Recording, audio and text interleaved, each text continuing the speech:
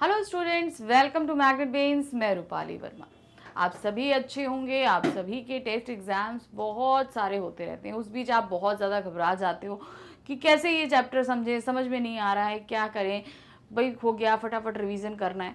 तो क्यों इतना परेशान हो रहे हैं भाई, हमारे साथ हमारे चैनल पर आइए और फटाफट इन सभी समस्याओं का हल पाइए।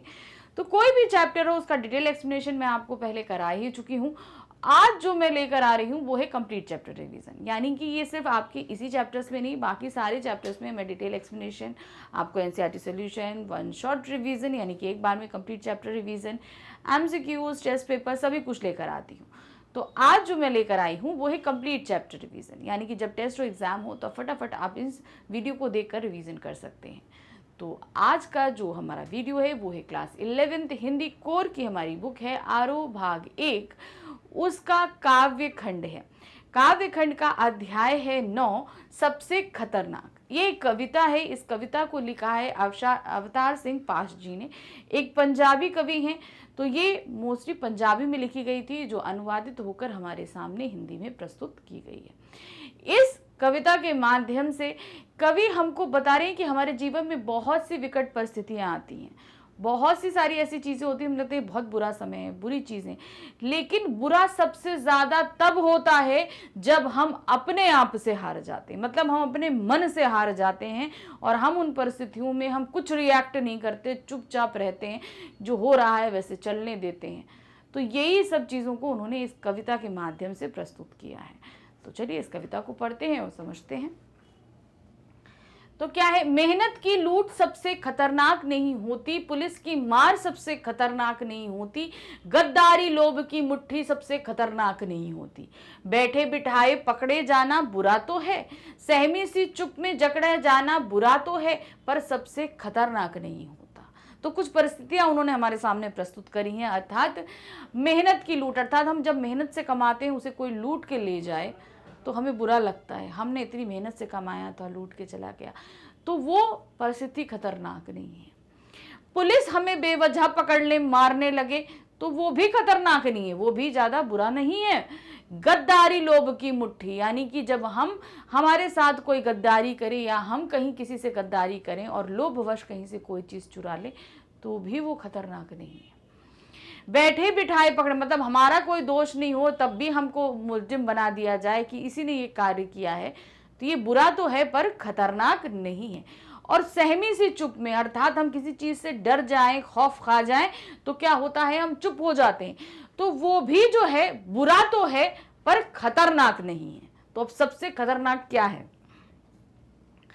कपट के शोर में सही होते हुए भी दब जाना बुरा तो है, किसी जुगनू की लौ में पड़ना बुरा तो है, मुट्ठियां भीज कर बस वक्त निकाल लेना बुरा तो है, सबसे खतरनाक नहीं होता।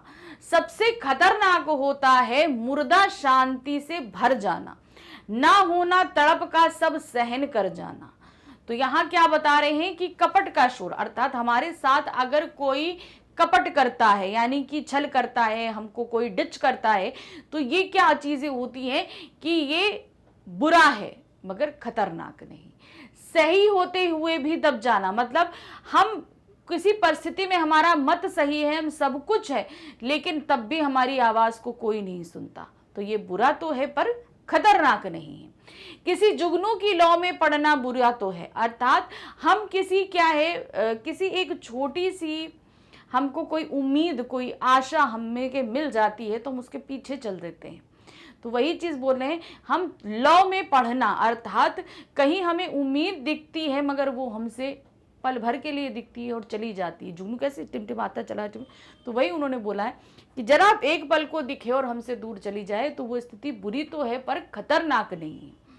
मुट्ठियां भीज कर बस वक्त निकाल लेना बुरा तो है, मतलब जब हमें गुस्सा आए और हम कुछ ना करें, हम मुट्ठियां भीज के रह जाएं, तो ये परिस्थितियां बुरी हैं पर खतरनाक नहीं।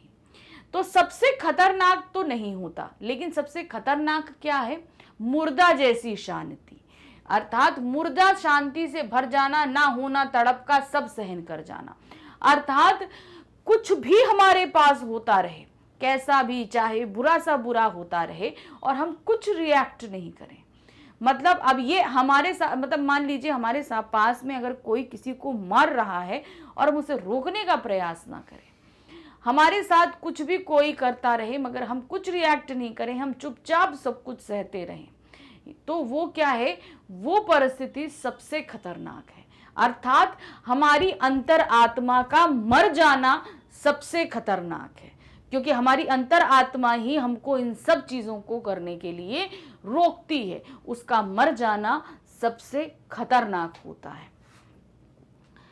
घर से निकलना काम पर और काम से लौटकर घर आना सबसे खतरनाक होता है।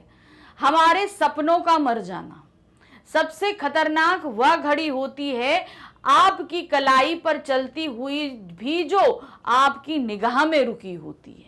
तो अब ये बोलते हैं, कहने का तात्पर्य कि हम सुबह अपने काम से निकलते हैं और सीधे घर पर चले आते हैं। हमारे आसपास क्या हो रहा है हमें कोई मतलब नहीं, किसी चीज से हमको मतलब नहीं है। और हमारे सपनों का मर जाना, अर्थात एक हम घड़ी की तरह चलते रहते हैं, सुबह उठना जाना, आना आना, जाना जाना, यही सब करते रहते, मगर हमारे पास कुछ रिएक्ट करने को नहीं है। हम कहीं कुछ रिएक्ट नहीं करते, एक घड़ी की सुई की तरह चलते ही रहते हैं, चलते ही रहते हैं। तो वो परिस्थिति, यानी कि हमारा कोई ड्रीम नहीं है, कोई एम्बिशन नहीं है, हम कुछ नहीं सोच रहे हैं, बस हमको क्या है, काम है काम है काम है। अरे हम अपने लिए भी तो जिए ना। तो वो हमारे सपनों का मर जाना, मतलब जब तक हम सपने नहीं देखेंगे, उन्हें पाने के लिए हम कुछ नहीं करेंगे, तो उन सपनों का मरना सबसे खतरनाक होता है। सबसे खतरनाक वह घड़ी होती है आपकी कलाई पर चलती हुई भी जो आपकी निगाह में रुकी होती है। मतलब ये घड़ी हमारी कलाई में बंधी है, ये चलती तो हमेशा रहती है, लेकिन हमारी निगाह में ये रुक जाए, अर्थात ठीक है समय है, मतलब इस समय का हमें बोध ना रहे, कि कोई ज्ञान नहीं रहे कि इस समय पर हमको क्या करना है, क्या चीज हमें पानी है, कैसा हमें रिएक्ट करना है।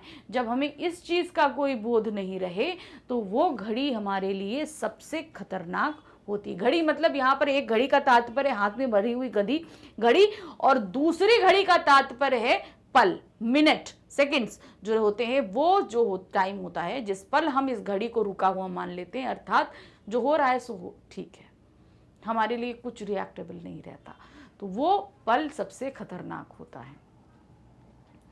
सबसे खतरनाक वह आंख होती है जो सब कुछ देखते हुए भी जमी बर्फ होती है, जिसकी नजर दुनिया को मोहब्बत से चूमना भूल जाती है, जो चीजों से उठती अंधेपन की भाप पर ढुलक जाती है, जो रोजमर्रा के क्रम को पीती हुई एक लक्ष्यहीन दोराहे पर उलटफेर में खो जाती है।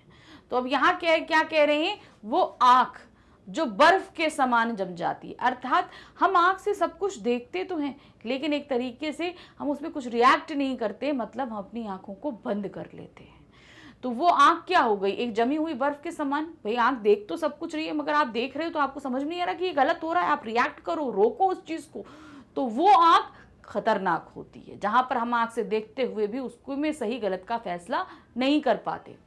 जिसकी नजर दुनिया को मोहब्बत से चूमना भूल जाती है, जो चीजों से उठती अंधेपन की भाप पर ढुलक जाती है।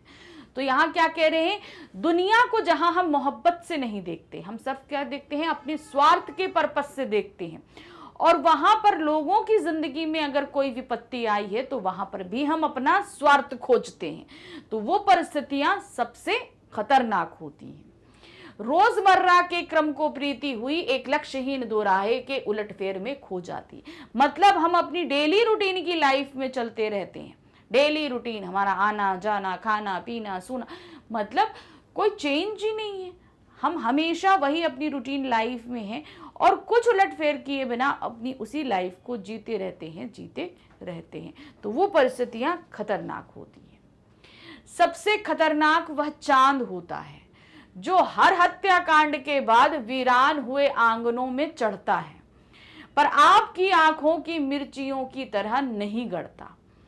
सबसे खतरनाक वह गीत होता है आपके कानों तक पहुंचने के लिए जो मरसिए पड़ता है, आतंकित लोगों के दरवाजों पर जो गुंडे की तरह अकड़ता है। तो यहां पर उन्होंने क्या बताया कि सबसे खतरनाक वो चांद होता है, अर्थात चांद तो डेली निकलता है, अपनी चांदनी को फैलाता है, लेकिन जिस घर में हत्याकांड हुआ हो, मतलब कि पूरे के पूरे घर को मार दिया गया हो, उस घर में भी वो चांदनी बिखरा रहा है और हमें ना गड़े। तो तात्पर्य ये है, कहने का चांद तो डेली निकलता भाई, उसको तो हम उस दिन नहीं रोक सकते। तो यहाँ कहने का तात्पर्य आपका ये होता है कि आप डेली तो एंजॉय करते हो, सब कुछ करते हो, सारी चीजें करते हो, लेकिन अगर कहीं कुछ बुरा हुआ है तो उस बुरे का आप पर कोई इफेक्ट नहीं पड़ता, तब वो परिस्थिति खतरनाक होती है। सबसे खतरनाक वह गीत होता है आपके कानों तक पहुंचने के लिए जो मरसिए पढ़ता है। मरसिए का मतलब होता है शोक गीत, यानी कि किसी के मर जाने के बाद पढ़ा जाने वाला जो गीत होता है उसको मरसिए का गीत कहते हैं। तो यहाँ पर कह रहे हैं वो गीत, यानी कि आपके कानों तक कोई गीत, मतलब कोई अच्छा गा रहा है, कुछ कर रहा है, तो आपसे मदद मांग रहा है, तो आपको कोई इफेक्ट नहीं पड़ा, लेकिन जब उसके मरने के बाद उसके जनाजे पर जब मरसिए पढ़े जाते हैं, तब वो गीत आप तक के कानों तक पहुंचे, तब तो वो बेकार है। तो वो गीत क्या है? बेकार है। ऐसे कानों का होना बेकार है। सबसे खतरनाक वह रात होती है जो जिंदा रूह के आसमानों पर ढलती है, जिसमें सिर्फ उल्लू बोलते और हुआ हुआ करते गीदड़ हमेशा के अंधेरे बंद दरवाजे चौगाड़ों पर चिपक जाते हैं। तो कहने का यहाँ तात्पर्य है वो रात जहां पर उल्लू बोले, हुआ हुआ करके सियार बोले, अर्थात ऐसी रात बहुत ही भयानक रात मानी जाती है। मतलब भाई ये उल्लू और सियारों का बोलना तो नॉर्मल होता है, लेकिन इन ऐसी रातों को बहुत ही भयानक रातों के अंदर जो है संज्ञा दी जाती है। तो अगर ऐसी रात है और जो ऐसे दरवाजे पर जब लोग अपने दरवाजों को डर के मारे बंद कर लेते हैं, डर के मारे अर्थात क्यों बंद कर लेते हैं? जब आतंकियों और गुंडों की आहट दरवाजों पर होती है। आतंकी इससे पहले वाले पैरा में था ना, यहाँ पर आपके पास में आतंकी लोगों के दरवाजों पर जो गुंडों की तरह अकड़ता है। तो यानी कि जहां पर उस रात जहां पर सियार और गीदड़ बोले और गुंडों की आहट दरवाजों पर हो, तो वो रात सबसे खतरनाक होती है, क्योंकि वो रात में हमें डर लगता है, हमें सपोर्ट चाहिए होता है, तो वो रात हमें सबसे खतरनाक होती है। सबसे खतरनाक वह दिशा होती है जिसमें आत्मा का सूरज डूब जाए और उसकी मुर्दा धूप का कोई टुकड़ा आपके जिस्म के पूरब में चुभ जाए। तो क्या आने का तात्पर्य है?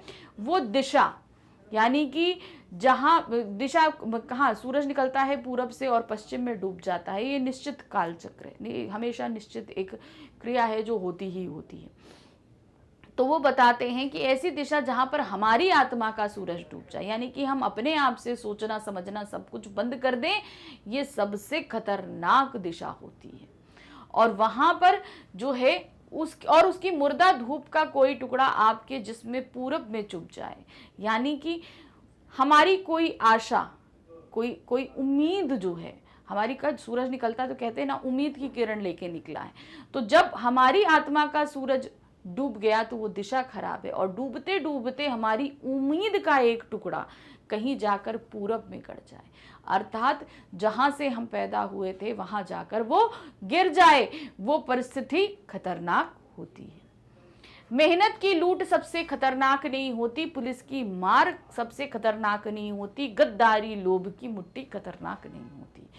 तो ये सारी परिस्थितियां उन्होंने बताई कि ऐसी बहुत सी ऐसी परिस्थितियां आती है हमारे जीवन में जिसको हम समझते हैं कि इससे बुरा कुछ नहीं हो सकता, लेकिन इससे भी ज्यादा वो बुरा होता है जब हम अपने अंदर से हार जाते हैं, मतलब हम चुप हो जाते हैं, सहम जाते हैं, अपने आसपास घटित हो रही गलत चीजों पे हम रिएक्ट नहीं करते, आवाज नहीं उठाते। तो ये जो चीजें होती हैं ये सबसे खतरनाक होती हैं।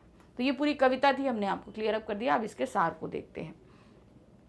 ये कविता पंजाबी भाषा से अनुदित है, यानी कि ली गई है। ये दिनों दिन अधिकाधिक नृशंस और क्रूर होती जा रही दुनिया की विद्रूपताओं, यानी कि बहुत ही बुरी विनाश की परिस्थितियां के चित्रण के साथ उस खौफनाक स्थिति की ओर इशारा करती है जहां प्रतिकूलताओं से जूझने के संकल्प छीन पड़ने लगते हैं। मतलब ऐसी परिस्थितियां जो हमसे प्रतिकूल हैं, भाई सभी के जीवन में आती है कि हमसे विपरीत परिस्थितियां, जो हम चाहते हैं वह न होकर कुछ और हो जाए, तो उस परिस्थिति में हम क्या करने लगते हैं? हम जो है हार जाएं, हम उन परिस्थितियों से लड़ने, संघर्ष करने की बजाय हम चुपचाप हार कर बैठ जाएं, उन परिस्थितियों को हमें सबसे खतरनाक यहाँ पर बताया गया है। कवि इस पथराई आंखों सी तटस्थता से कवि की असहमति है। मतलब हम सिर्फ देख रहे हैं आंखों से, मगर हम कुछ रिएक्ट नहीं करें तो ये आंखें पत्थर की समान तो हैं। उन्होंने बताया ऐसी आंखें सही नहीं होती। कवि इस प्रतिकूलता की तरफ विशेष संकेत करता है जहां आत्मा के सवाल बेमानी हो जाते हैं, जड़ स्थितियों को बदलने की प्यास के मर जाने और बेहतर भविष्य के सपनों के गुम हो जाने को कवि सबसे खतरनाक स्थिति मनाता है। मतलब हमारे जो सपने हैं वो मर जाएं, हमारे अंदर लड़ने की क्षमता खत्म हो जाए, तो ये परिस्थितियां जो हैं सबसे खतरनाक हमें कवि ने बताई हैं इस कविता में। कवि मानता है कि मेहनत की लूट, पुलिस की मार, गद्दारी, लोभ की मुट्ठी खतरनाक स्थितियां तो हैं, परंतु अन्य बातों से कम खतरनाक है। मतलब ये परिस्थितियां ऐसी हैं कि ये खतरनाक है, हम नहीं सोचते हमारे साथ ऐसा हो, लेकिन इससे भी बुरा कुछ होता है। बिना कारण पकड़े जाना, कपट के वातावरण में सच्ची बात गुम हो जाना, या विवशतावश समय गुजार लेना, या गरीबी के दिन काटना आदि बुरी दशाएं हैं, परंतु खतरनाक नहीं। मतलब हमारा सारा पैसा लूट जाए, हमें कोई बेवजह पुलिस पकड़ ले जाए, मारे, मेरा खुद कोई दोष नहीं हो, हम सही हो तब भी हमारी आवाज़ को दबा दिया जाए, तो ये सभी परिस्थितियां बुरी हैं, खतरनाक है, लेकिन सबसे खतरनाक नहीं है। कवि कहता है सबसे खतरनाक वह है जब व्यक्ति में मुर्दों जैसी शांति भर जाए। यानी कि एक मुर्दा कुछ रिएक्ट नहीं करता, पड़ा रहता, तो वैसी शांति, आप जीवित हैं लेकिन तब भी आपके अंदर वो शांति है, यानी परिस्थितियों के साथ आप कुछ भी संघर्ष नहीं कर रहे हैं। ऐसी स्थिति में व्यक्ति की विरोध शक्ति समाप्त हो जाती है, व्यक्ति बंधे बंधाए ढर्रे पर चलता है, तो उसके सपने समाप्त हो जाते हैं। समय की गति रुकना भी खतरनाक दशा है, क्योंकि व्यक्ति समय के अनुसार बदल नहीं पाता। तो ये सारी परिस्थितियों को उन्होंने हमें सबसे खतरनाक बताया। हमारे सपनों का मर जाना, हमारे ढर्रे की लाइफ में चलना, ये सभी क्या है, घड़ी का रुक जाना। यानी कि घड़ी हमारे हाथ की तो चल रही है, पर हमारे जीवन की घड़ी रुक जाती है, अर्थात हम कुछ भी सोचना समझना नहीं चाहते। तो ये परिस्थितियां सबसे खतरनाक हमें कवि ने बताई हैं। मनुष्य की संवेदन शून्यता भी खतरनाक है। यानी कि हमारे अंदर कोई फीलिंग, किसी और को लेकर कोई फीलिंग नहीं रही, कोई संवेदनाएं नहीं रही, तो ये परिस्थिति भी सबसे खतरनाक होती है। अन्याय के प्रति विद्रोह की भावना समाप्त होना भी गलत है। अगर हम कहीं अन्याय देख रहे हैं और हम विरोध ना करें तो ये परिस्थिति भी खतरनाक होती है। गीत भी जब मरसिए यानी शोक गीत पढ़कर सुनने लगे और आतंकी व्यक्तियों के दरवाजे पर अकड़ दिखाए तो वह खतरनाक होता है। यानी कि मरे हुए व्यक्तियों पर गाए जाने वाले जो गीत हैं वो हमारे दरवाजे, यानी आतंकी मतलब बहुत ही जबर लोगों के दरवाजे पे भी इस तरीके के गीत अगर पढ़े जाने लगे तो समझ लीजिए कि ये परिस्थिति सबसे खतरनाक होती है। उल्लू व गीदड़ की आवाज युक्त रात भी खतरनाक है। कवि कहता है कि जब मनुष्य आत्मा की आवाज को अनसुना कर देता है, यानी कि हमारे अंतरात्मा की जो आवाज है हम उसको सुनना नहीं चाहते हैं, तो वह संवेदन शून्य हो जाता है। मेहनत का लुटना, पुलिस की मार, गद्दारी, लोभ की दशा खतरनाक नहीं है। तो ये परिस्थितियां खतरनाक है। हमारी अंतरात्मा का मर जाना ज्यादा खतरनाक होता है। वो परिस्थितियां ज्यादा खतरनाक है जब हम विद्रोह देख रहे हो, गलत देख रहे हो और तब भी अपनी आंखों को मूंद कर चलते बने, तो वो स्थितियां खतरनाक होती हैं। तो ये पूरी हमारी कविता हमने फटाफट आपको समझा दी, साथ ही हमने सार भी समझा दिया। अब कुछ प्रश्नों को देख लेते हैं इसी पाठ के। प्रश्न संख्या 1 है, सबसे खतरनाक बातें क्या क्या हैं? इस पूरी कविता में सबसे खतरनाक बातें किसे बताया गया है? कवि के अनुसार सबसे खतरनाक बातें निम्नलिखित हैं। मुर्दे जैसी शांति होना, अर्थात गतिहीन या जड़ हो जाना, मतलब हम एकदम चुप हो जाएं, हम कुछ भी रिएक्ट नहीं करें, वैसा। तड़प कर सब कुछ सह लेना, यानी कि हमारे अंदर फ्रस्ट्रेशन हो लेकिन तब भी हम कुछ रिएक्ट नहीं करें और चीजों को सहते जाएं। सपनों का मर जाना, समय के एक बिंदु पर ठहर जाना, अर्थात यहाँ पर समय के बिंदु का ठहर जाना, समय तो कभी नहीं रुकता, बिंदु पर ठहर जाना अर्थात मेरे लिए सब कुछ रुक गया। जो व्यक्ति कुछ नहीं रिएक्ट करना उसके लिए वो समय वहीं का वहीं रुक जाता है, ना आगे कुछ है ना पीछे कुछ है, ना होने की उम्मीद है। यानी कि एक तरीके से वो व्यक्ति अपनी उम्मीद, आशा सब कुछ खो दे।